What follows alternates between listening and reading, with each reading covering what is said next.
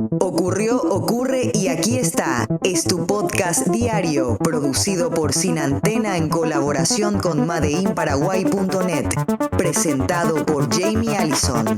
Hola, les saluda Jamie. Estas son las noticias del día. Por favor, recordad siempre que aunque sean buenas o malas, no matemos al mensajero. Gracias. Y ahora sí empezamos. Bienvenides. Hoy es 1 de noviembre, Día Mundial del Veganismo. Desde 1994 se celebra en todo el mundo. Es una fecha que promueve una alimentación más sana, pero sobre todo una alimentación libre de productos de origen animal. Los primeros veganos siempre han sido los yogis hindúes, que no consumen productos derivados de los animales porque les impide alcanzar su equilibrio espiritual y además es contraproducente para la flexibilidad de su cuerpo. Amenaza de bomba en el Palacio de Justicia. Autoridades del Palacio de Justicia recibieron la información de una amenaza de bomba a tempranas horas de este día, por lo que de inmediato procedieron a evacuar a unas 5.500 personas. Efectivos especializados de la FOPE fueron convocados para verificar el edificio con ayuda de los canes y tras no hallar ninguna amenaza, las actividades se reactivaron en la sede judicial. Frei de Amarilla, director de seguridad de la Corte Suprema de Justicia, contó de los detalles de la alarma. Exactamente a las 07:47 horas de la mañana, cuando la telefonista de la central telefónica de la Corte recepciona una llamada de un varón alertando sobre que una bomba explotaría en el edificio. No proporcionó más información, sencillamente alertó de que una bomba explotaría en el edificio. La funcionaria se comunicó en la dirección a mi cargo y a partir de ese momento hemos procedido a activar el protocolo de evacuación del edificio. Personales de la Policía Nacional desde hace horas están trabajando en ese sentido con gente de informática y los responsables del área de comunicación para buscar e identificar a aquella persona que ha realizado el llamado. Bochorno institucional sobre el paradero del secuestrado Denis. La defensa de la familia del secuestrado Oscar Denis se encuentra preparando una querella adhesiva para tener mayor participación en la investigación y de esa manera acceder a la carpeta fiscal.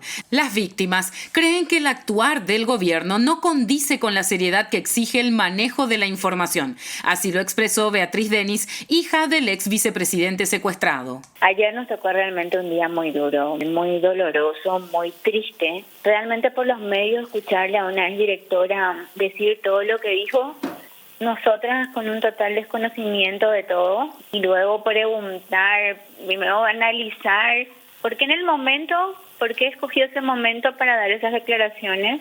Después de unos meses, ¿por qué se hizo antes? No se comunicó a los canales correspondientes, digamos, de la justicia. ¿Por qué tanta negligencia? ¿Por qué tanta complicidad? Para nosotros una falta de respeto, un manoseo. Soy Ricardo Merlos. Estamos entrando con una querella adhesiva ya para poder tener acceso a esa famosa carpeta fiscal que no pudimos tener acceso, ver un poco qué se hizo, qué se investigó, qué se realizó, qué trabajos se hicieron y qué resultados se tendrían a estas alturas, ¿verdad? Para poder entrar con, digamos, hablando mal y pronto, con propiedad. Yo temas jurídicos no manejo mucho, así que el doctor Ricardo ya nos pondrá al tanto de eso y de la exdirectora. Y creo que ayer dije algo así como 4 o 5 meses que yo fui a hablar con ella cuando estuvo aquí en Concepción. Bueno, se nos ocurrió de nuevo nosotras ir a hablar. Nos recibió pidiéndole con el corazón en la mano que nos ayude, que nos dé una mano en todo esto. Ella dijo que bueno, iba a intentar hacerlo en la manera en que podía, ¿verdad? Pero que no se comprometía tampoco a mucho, pero que lo iba a intentar, ¿verdad?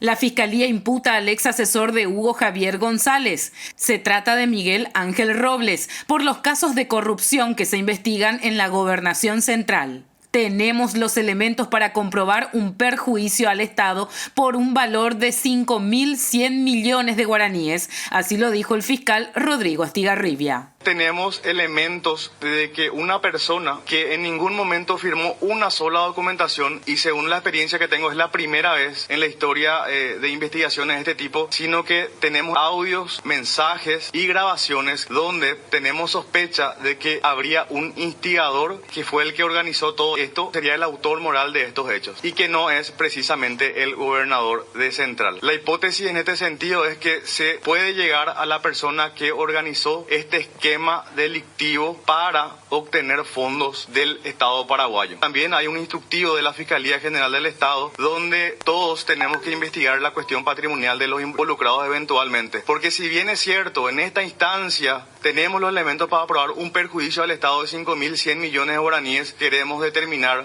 o eventualmente probar la hipótesis de dónde fue el dinero, que es el objetivo. Se presentó justamente el día de hoy una imputación contra el ciudadano Miguel Robles. Acusan al cartismo. Colorados del sector oficialista acusaron al cartismo de maniobrar para lograr reducir la cantidad de locales de votación en Argentina, donde pueden votar los paraguayos que se radican en el vecino país. Arnoldo Vins, precandidato a la presidencia de este movimiento, comentó que presentarán una acción judicial contra la resolución del TEP de la ANR. Las distancias son tremendas, muchos tienen que viajar más de 200 kilómetros para poder sufragar en este caso. Eso es algo absolutamente arbitrario, por eso ya apelamos justamente a que en las elecciones anteriores ya se votó en 14 locales electorales, como la jurisdicción, donde está la jurisdicción de la seccional número tal, y tenemos 14 seccionales en Argentina. Que permita que se cumpla la Constitución Nacional. Nosotros vamos a pelear para que todos los paraguayos y paraguayas que quieran sufragar tengan ese acceso al sufragio el 18 de diciembre de este año. Vamos a pelear porque es un derecho constitucional, así está organizado, así se comunicó, así como fue en el año 2017, y creemos que es una desesperación por orfandad de apoyo político de ese movimiento que por alguna razón no inscribió candidaturas en los demás locales, y esta es una maniobra realmente llamativa por parte de un tribunal electoral partidario que está sujeto a un movimiento dentro del partido y no corresponde a un proceso electoral donde queremos transparencia y la mayor participación posible de nuestro electorado. Verduré, donde los cultivos valen más que la vida. El 21 de julio del 2014, Adelaida Álvarez, de 3 años, empezó a desarrollar síntomas como vómitos, goteo de nariz, dificultades para respirar y fiebre. Al mismo tiempo, su hermana pequeña de 6 meses, Adela, era llevada por síntomas similares al hospital de Curuguatú, departamento de Canindeyú. Adelaida Álvarez falleció antes de ver a un médico, mientras que su hermana, Adela, falleció el 22 de julio luego en el hospital de Curuguatú. En la semana del fallecimiento de las niñas, Tomás Castillo, dirigente de la Federación Nacional Campesina y poblador del asentamiento, relataba que la comunidad tuvo contacto con las fumigaciones aéreas de agrotóxicos. En ese sentido, Maxi Manzoni, el periodista que investigó el caso para el dossier Derecho al Futuro, nos relata los pormenores de una autopsia con mala praxis para llegar a dilucidar los hechos que llevaron a la muerte de estas dos pequeñas. Cuando se hace la autopsia de las dos nenas, que es una autopsia realizada por el forense Pablo Lemir, que es un conocido forense en muchos casos complejos, la doctora Estela Benítez, ella se contacta con su colega, que es el doctor José Barreto, que es patólogo, ¿no? Y Barreto hace un análisis de la autopsia que hace Lemir. Y lo que concluye Barreto es de que la autopsia se hizo para no encontrar nada. Es decir, no se hicieron las pruebas necesarias para encontrar daño microscópico en las células de las nenas, no se analizó estudios histológicos, es decir, que no se buscó la posible existencia de otros agroquímicos aparte del glifosato, como por ejemplo el paraquat, que es el segundo herbicida más utilizado en Paraguay y que es prohibido en los países donde se importa. Tampoco se hizo un análisis microscópico como él estaba cometiendo, y él dijo de que básicamente el doctor Barreto definió todas esas ausencias como una vergüenza. Sin el análisis microscópico, reflexiona la doctora Estela Benítez, no es suficiente para saber si hubo intoxicación. Entonces, básicamente no se hizo la debida diligencia o la debida investigación antes de cerrar el caso, y obviamente sin un análisis científico, si el propio Estado no se compromete en llegar a la verdad, es obvio de que las organizaciones con toda su fuerza no pueden avanzar en posibles resarcimientos, porque nadie le va a devolver a esta familia las 2 nenas que perdieron, obviamente. En madeinparaguay.net podés encontrar información de ámbitos como derechos humanos, política, medio ambiente, cultura y mucho más. Por ejemplo, transformación educativa. La patria potestad no se pierde firmando ninguna planilla, dijo experta. El derecho y la obligación del cuidado y la crianza de los hijos e hijas y todo lo que implica recae en forma directa en los padres y madres y está regulado en las leyes vigentes. Paola Bacotti, experta en políticas públicas, califica como falacia el hecho de vincular la implementación de un plan educativo con la pérdida de este concepto legal. La Postdramática estrena su nueva propuesta teatral, una puesta escénica documental y genealógica sobre la vida de Elías Colmán, un chico paraguayo trans mormón que revisita su historia. La obra va a estar en función todos los martes de noviembre a las 20:30 horas. Hablamos con Germán Caballero, asistente de dirección y producción, quien nos contó sobre los detalles de esta obra. Teatro documental es un tipo de teatro un poco diferente al convencional que estamos acostumbrados a ver, porque es retratar hechos de la vida real del protagonista llevados a escenas. La obra se llama Los mormones creen en el espíritu de Elías. Van a ver a personas que son parte o fueron parte de la religión mormona, que es lo que conocemos que son de la iglesia de Jesucristo de los santos de los últimos días, ¿verdad? Entonces, básicamente es contar esta historia de Elías, de su proceso de transición, porque Elías es un chico trans dentro de lo que es la religión mormona. Resulta sumamente interesante aprender acerca de lo que es esa cultura, ¿verdad? Y cómo los mormones tienen una creencia muy particular y específica que se ve en esta obra acerca de la familia. ¿Cómo se tratan estas cuestiones, verdad, de temas que pueden parecer un poco polémicos, como por ejemplo las personas trans, ¿verdad? ¿Cómo entra eso como parte de la religión? Vamos a estar todos los martes a las 20:30 horas. Sería Sala La Correa, que es un espacio que está en el centro sobre General Díaz, entre Don Bosco y Hernandarias. Tenemos precios anticipados. Que sigan las redes, así como mencionaste vos, a La Postdramática. Y ahí ya encuentran el link, que le dan clic y directamente ya le enviamos toda la información que necesitan.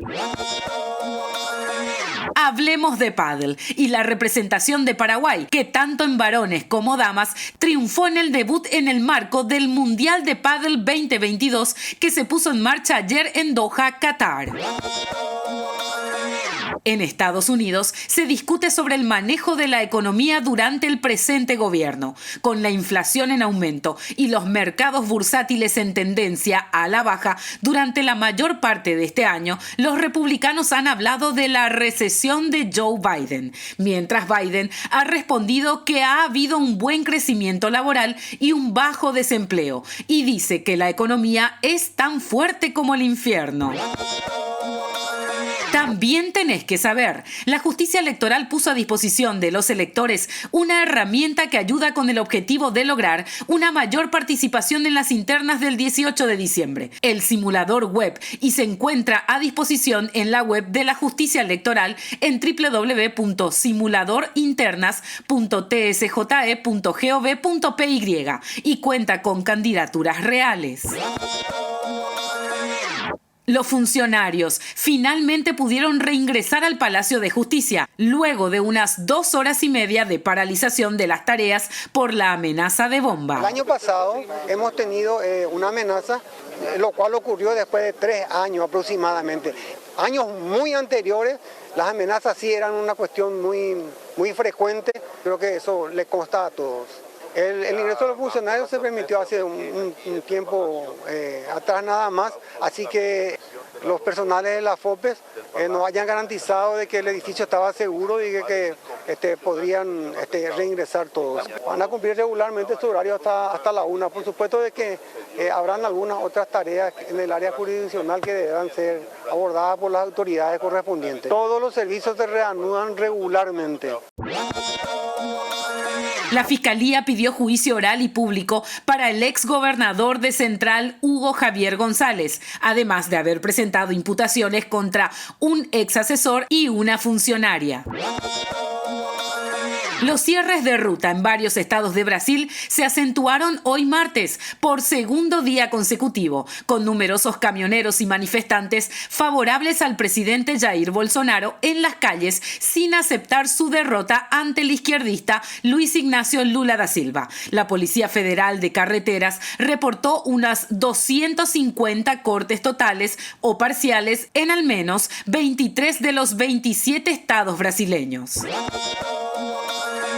Un juez mexicano condenó a 36 años de prisión por delitos de narcotráfico a José Jorges Valderas Garza, alias JJ, quien en el 2010 le disparó en la cabeza al jugador compatriota Salvador Cabañas.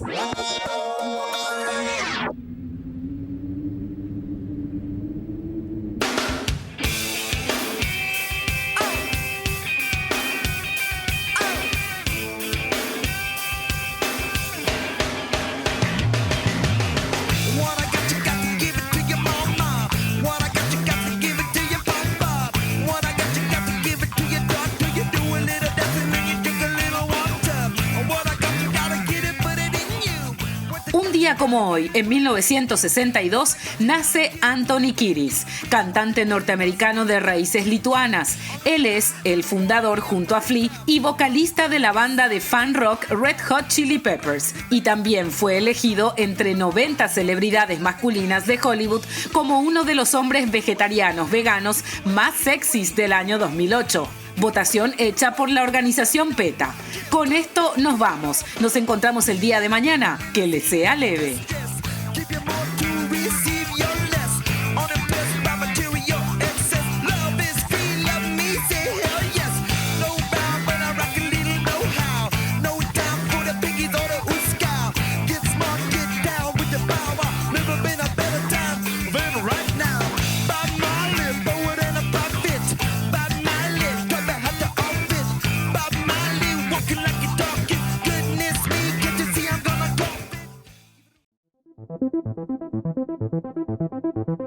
Ya te contamos todo. Ahora la decisión es tuya. Seguí las redes sociales de Sin Antena y también en la web sinantena.fm.